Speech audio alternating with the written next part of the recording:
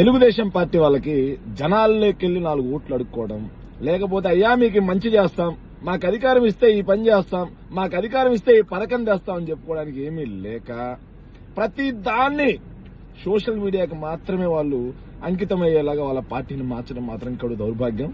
ఎందుకంటే నిన్నటికి నిన్న ఆనం వెంకటరమణారెడ్డి, ఎన్ఆర్ఐ బాబు అయినటువంటి అమెరికా బుల్లోడు, కాకర్ల సురేష్, వీళ్ళందరినీ చూశా నేను. అసలు మూలపల్లె అనే ఊరు ఉదయగిరి నియోజకవర్గంలో ఉందా?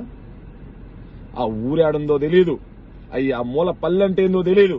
తెలియకుండా ఊరకే ఏదైతే వైఎస్ఆర్ కాంగ్రెస్ పార్టీ ఎమ్మెల్యే అభ్యర్థి అయినటువంటి మేకపాటి రాజగోపాల్ రెడ్డి గారు మాట్లాడిన మాట ఏంటి? బహుశా ఈ మూలపల్లెల్లో టీడీపీకి ఓటేసే వాళ్ళు ఉండరు అన్నాడు. అంటే దాని అర్థం ఏంటి? తెలుగు కూడా రాదా ఈ దుర్మార్గపులకి? తెలుగైనా కానీ సరిగ్గా నేర్చుకోండి మీరు. మూలపల్లెలు అంటే ఏడుంటాయో తెలుసా? శకునాలపల్లె, పుల్లాయిపల్లె, బిజ్జంపల్లె, ఏదైతే బండకాడుపల్లె అనేసి ఆ చుట్టుపక్కల కొండ కింద, ఉదయగిరి కొండ కింద ఉండే పల్లెలన్నింటినీ మూలపల్లెలు అంటారు. అంతేగాని మూలపల్లె అనే ఊరే లేదు. బహుశా ఈ మూలపల్లెల్లో టీడీపీకి ఓట్లేసే వాళ్ళు ఉండరు అంటే అర్థమైందా?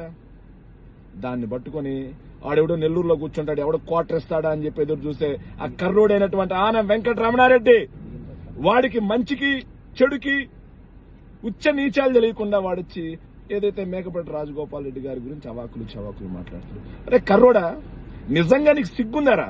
నువ్వు ఆనం కుటుంబంలోనే పుట్టావా లేకపోతే క్రాస్ బీడ్ నా కొడుకురా? నువ్వు ఆనం కుటుంబానికి కొద్ది గొప్ప విలువ ఉందిరా.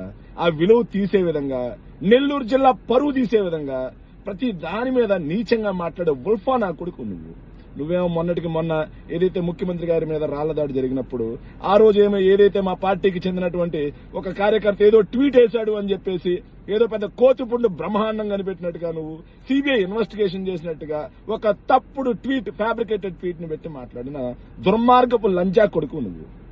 ఈ రోజు వచ్చి ఏదైతే మేకపాటి కుటుంబం మీద మాట్లాడే ఉల్ఫా లంజా కొడక, కొంచెం ఉచ్చం నీచం తెలుసుకుని మాట్లాడరా. ఎందుకు నెల్లూరు జిల్లా రెడ్ల పరువు తీస్తావు? నెల్లూరు జిల్లా రెడ్లకి ఒక క్రెడిబిలిటీ ఉంది, ఒక విశ్వాసం ఉంది. వాళ్ళ పార్టీలు మారినా, ఆ పార్టీలో ఉన్నా, ఏ పార్టీలో ఉన్నా వాళ్ళు మాట్లాడే మాటకి విలువ ఉంటుంది.